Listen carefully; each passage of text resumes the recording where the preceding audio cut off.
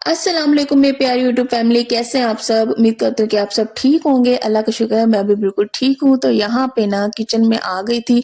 आज मैं आप लोगों के साथ 8वें रोज़े की इफ्तारी शेयर कर रही हूँ।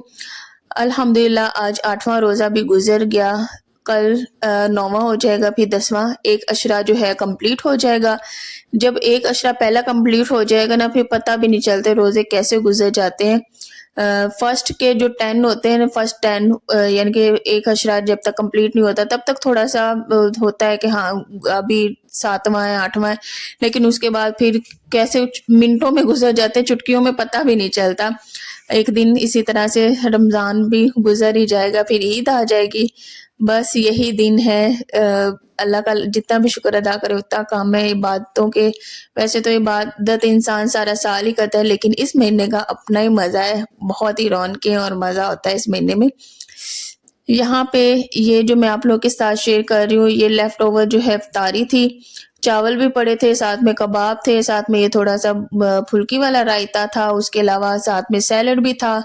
आज बहुत कुछ और साथ में बनाना नहीं था, सिंपल सा बस सालन बनाऊँगी ताकि बच्चे शौक के साथ खा लें।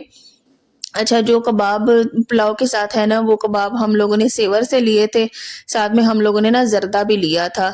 बस चावल जो रह गए वो मैंने टिफ़िन में डाल दिए, साथ में चटनी, रायता सारा कुछ डाल के फ्रिज में रख दिया था, इसी तरह टिफ़िन में डाल देते हैं। फिर ये है कि हम लोग वेस्ट नहीं करते कि जो खाना बच गया उसको वेस्ट कर दिया जाए, उसको फिर हम लोग अगले दिन अगली इफ्तारी में यूज़ कर लेते हैं। इसी तरह से इंसान को ना हर चीज़ को समेट के ना अच्छे तरीके से चलना चाहिए। ये जो हमें अल्लाह रिज़्क देता है ना, इसकी हमें इतनी कोई कदर करनी चाहिए ना।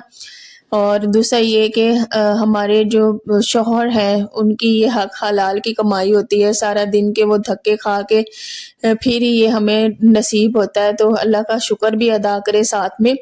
जो रिस्क है ना, उसको हमेशा समेट के चलने की कोशिश करनी चाहिए, कोई भी चीज़ ज़ाया ना हो, किसी के मुँह में चली जाए या फिर खुद खा लें, बस ज़ाया ना जाए। दूसरा ये कि अगर रोटी खाते हैं दस्तरख़्वान पे या फिर कहीं पे भी छोटे-छोटे से ज़र्रे भी रोटी के होते हैं ना, उनको समेटने की कोशिश किया करें। मेरी ये बहुत ज़्यादा हैबिट है, मैं इस तरह से बहुत ही ज़्यादा करती हूँ।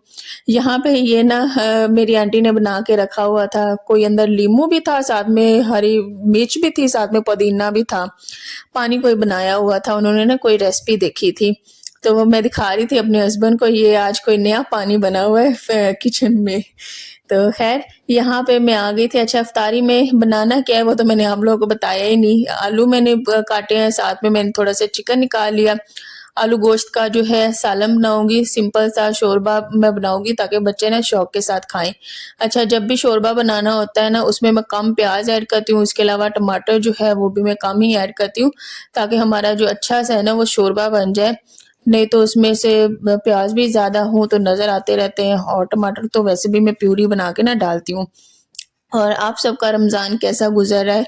अपनी अम्मी के घर में गुज़ार रहे हैं या फिर ससुराल में गुज़ार रहे हैं या फिर अपने हस्बैंड के साथ गुज़ार रहे हैं? मुझे कमेंट्स में लाज़मी बताइएगा।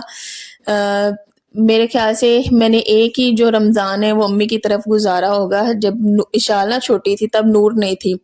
इशाल छोटी थी, बस वही वाला रमज़ान था, उसके भी तकरीबन 4-5 रोज़े मैंने उधर गुज़ारे थे। फिर ये कि फादर इन लॉ की डेथ हो गई थी, फिर इस वजह से ना वो रमज़ान में ही उनकी डेथ हुई थी। फिर हमें वापस आना पड़ा।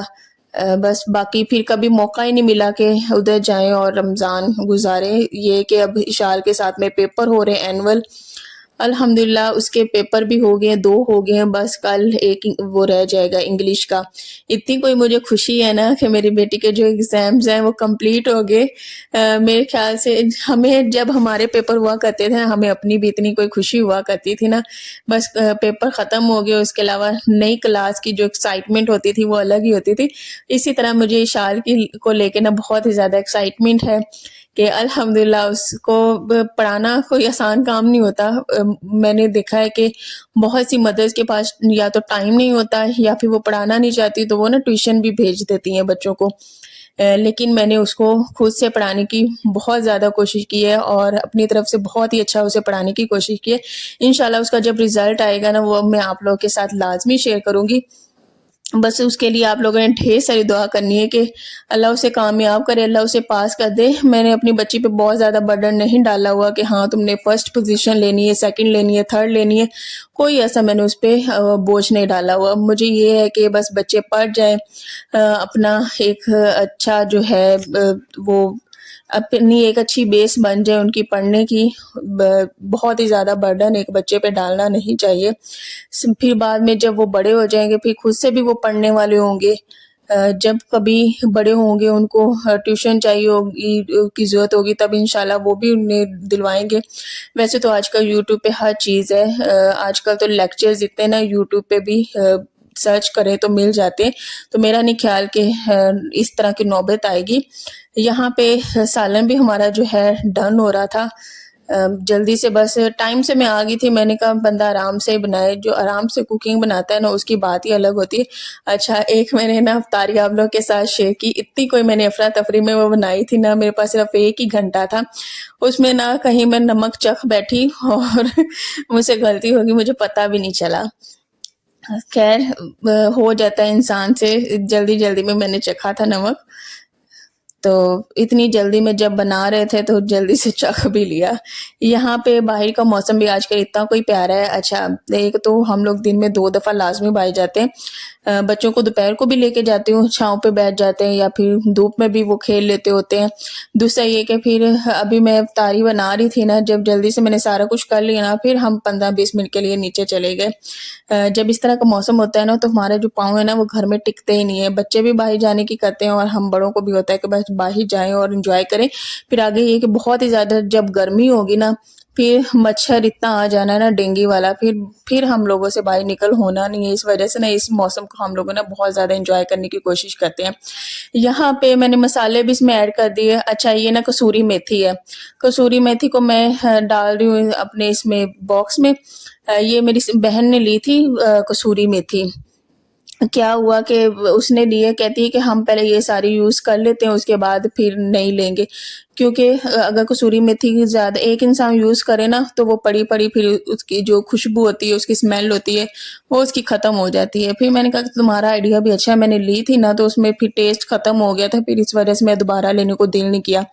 आज इतने टाइम बाद ना कसूरी मेथी ऐड की सालन में, तो हम लोगों ने इफ्तारी कर ली हुई है अल्हम्दुलिल्लाह। बहुत ही मज़े का सालन लगा। अब मैंने पानी भी डाल दिया, दम पे है। उसके बाद मैंने अब बस फ्रूट चाट बनाना है, साथ में पानी बनाना है। शेक जो है वो मैं ऑलरेडी दोपहर में ही बना के रख देती होती हूँ। इस टाइम पे हर काम बहुत ही अफरा-तफरी के साथ नहीं होता। हाँ, मुझे याद आया कि मेरा तो आटा भी गूँथने वाला है, तो यहाँ पे मैंने फिर जल्दी-जल्दी से ना आटा भी गूँथा और इस मशीन में बहुत ही जल्दी आटा गूँथ जाता है। मुझे तो अब आटे की टेंशन और परेशानी होती ही नहीं है। साथ में पानी डाल दूँगी और पानी डाल के इसे छोड़ दूँगी, ये गूँथता रहेगा। तो उसके अलावा मेरी बहुत सी बहनें ना कुछ 1-2 कमेंट्स करती हैं, पूछती हैं कि आपकी जो बहन है ना, वो आपकी देवरानी है या जेठानी है? तो मेरी जो बहन है ना, वो मेरी जेठानी है। जो मेरे हस्बैंड के बड़े भाई हैं ना, उनके साथ उसकी शादी हुई है, तो वो इस लिहाज से फिर मेरी जेठानी हुई। तो वैसे इस तरह के नाम कितने अजीब से हैं, देवरानी, जेठानी। यहाँ पे कचौरी भी ले ली थी, 150 की थी, लेकिन ये फ्रेश लग नहीं रही थी। बहुत ही अजीब सी थी। मैंने कहा कि आइंदा इस मार्केट से ना हम लोगों ने ये लेनी नहीं है। बस आटा गूँध गया तो इसको मैं निकाल के फ्रिज में रख दूँगी। अभी रोटियाँ पकानी नहीं थी, जिसकी मैंने पकानी थी वो ऑलरेडी पहले मेरा थोड़ा-सा पड़ा हुआ था। नहीं तो जब भी आटा फ्रेश गूँधूँ ना, उससे मेरे से रोटी बनती ही नहीं है। हमेशा थोड़ी देर के लिए सेट होने के लिए मैं रखती हूँ, उसके बाद बनती हूँ। यहाँ पे मैं बनाने लगी हूँ फ्रूट चाट। फ्रूट चाट में मैं डालूँगी सेब, केला और उसके अलावा अमरूद। स्ट्रॉबेरी भी पड़ा है लेकिन मैं उसको सिर्फ शेक में ही यूज़ करती हूँ, फ्रूट चाट में कुछ ख़ास लगती नहीं है। यही 3 फ्रूट्स बहुत ज़्यादा मज़े के लगते हैं। अगर मैंगो हो ना तो मैंगो भी बहुत ज़्यादा मज़े का फ्रूट चाट में लगता है। फ्रूट चाट में मैंने ना क्रीम डाली है, साथ में चाट मसाला डाला है, उसको अच्छे तरीके से मैं ना मिक्स कर दूँगी। तो यहाँ पे मैंने पानी भी बना लिया, नींबू डाला, साथ में चीनी डाली। अच्छा, यहाँ पे ये जो रोटियाँ हैं ना, ये सुबह मैंने जब उनका नाश्ता बनाती हूँ ना तो बच्चों के लिए एक-एक एक्स्ट्रा बना के रख देती होती हूँ। मैंने कहा कि दिन में दोपहर टाइम एक तो सैरी के बाद अगर इशाल ने स्कूल नहीं जाना होता ना तो मैं सो जाती होती हूँ। फिर बच्चों के साथ 10:30 बजे तकरीबन आराम से उठती हूँ। वो नाश्ता करवाओ तो 10:30, 11, 12 यहीं पे बज जाते हैं। फिर ये कि एक-एक रोटी एक्स्ट्रा बना के रखती हूँ कि मैंने कहा दोपहर में अगर उन्होंने खानी हो तो फिर या तो जैम के साथ भी खा लेते हैं। वैसे नॉर्मली वो अंडा भी बचा देती हूँ दोनों ही, फिर थोड़ा-थोड़ा उनका अंडा भी पड़ा होता है, उनके साथ दोबारा फिर से मैं उन्हें खिला देती हूँ। तो यहाँ पे वो रोटी मैं गरम कर रही थी, साथ में मैं बनाऊँगी एक और उनके लिए छोटी-सी रोटी, उनको रोटी खिलाऊँगी और रोज़ा इफ्तार अभी फ्रूट चाट साथ में खाएँगे, साथ में पानी होगा और शेक भी हम लोग बाद में पीते हैं। फ़ौरन से हर चीज़ खाई नहीं जाती। थोड़ा-सा टाइम के साथ यहाँ पे मेरी रोटी का ये हश्र हो गया क्योंकि आटा ना बहुत ही पतला गूँधा हुआ था तो सारा सुराख हो गया। तो मैंने कहा कि कभी-कभी रोटियाँ भी देखो ना कैसी बनती हैं जैसे बनानी ही नहीं आती हैं। तो मेरे हस्बैंड हँस रहे थे कि ये तुमने क्या बना दिया है? मैंने कहा जब आटा पतला हो ना तो ऐसा हो जाता है। बच्चों को सबसे पहले मैं खाना खिलाऊँगी उस क्योंकि उन्होंने दोपहर को कुछ इतना वो रोटी उनकी पड़ी हुई थी, उन्होंने खाई नहीं है। फिर उसके बाद मैंने कहा कि बच्चों को खिला के ना मेरे हस्बैंड फ्रूट चाट खाएँगे, कचौरी खाएँगे, उसके बाद ही फिर मैं आके ना दोबारा चावल गरम करूँगी क्योंकि ये चावल मैंने बच्चों के खाने नहीं थे, बच्चों के बिना ही खाने थे उनसे छुप के। उनको ना डॉक्टर ने चावल मना किए। इस वजह से उनको चावल दिए नहीं, इस वजह से मैंने उनके लिए सालन बना दिया। तो आज का था ये व्लॉग, उम्मीद करती हूँ कि आप सबको बहुत ही ज़्यादा अच्छा लगा होगा। तो कमेंट्स लाज़मी कीजिएगा। दूसरा ये कि अपनी दुआओं में लाज़मी याद रखा करें। मेरे चैनल को शेयर, लाइक एंड सब्सक्राइब लाज़मी किया करें। यहाँ पे सालन मैं डाल रही हूँ, साथ में मैंने कहा इनके लिए सालन थोड़ा-सा मैंने फीका ही बनाया था।